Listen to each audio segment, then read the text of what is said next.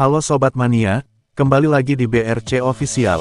Ada kabar menarik nih mengenai PSM Makassar, berhasil mengalahkan Persija Jakarta 1-0, pada pekan ke-24, Liga 1 2024/2025.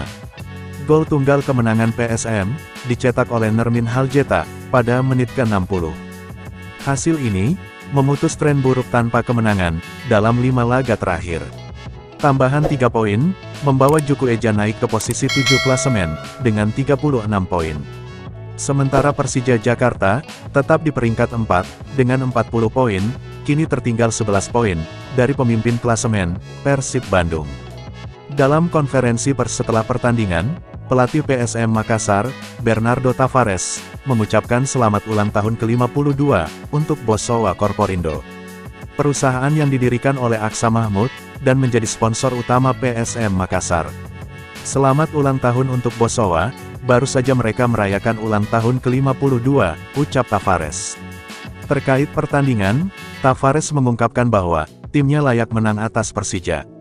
Ia menilai para pemain menunjukkan sikap yang baik saat tanpa bola, maupun saat menguasai bola. PSM Makassar, menciptakan lebih banyak peluang, dengan total 10 tembakan, 2 diantaranya mengarah ke gawang. Sedangkan Persija, hanya melepaskan 6 tembakan, 1 yang tepat sasaran. PSM juga mendapatkan 8 tendangan sudut, sementara Persija hanya 2 kali. Saya kira, ini kemenangan yang layak untuk kita dapatkan, ujar Tavares. Kemenangan ini, merupakan yang pertama bagi PSM Makassar atas Persija, setelah 8 tahun. Terakhir kali, PSM menang melawan Persija pada April tahun 2017, lewat gol tunggal Willem Jan Pluim. Tavares, merasa sangat senang dengan kemenangan ini, yang sekaligus mengakhiri tren buruk, pertemuan dengan Macan Kemayoran. Jika kita lihat catatan sejarah, 8 tahun PSM Makassar, tak pernah menang melawan Persija.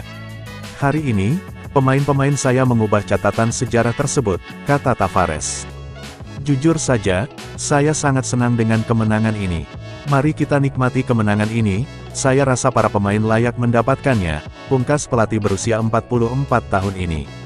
Nah itu dia sobat untuk update kabar hari ini, bagaimana pendapat kalian sobat? Tulis pendapat kalian ya sobat, dan jangan lupa like, komen dan subscribe.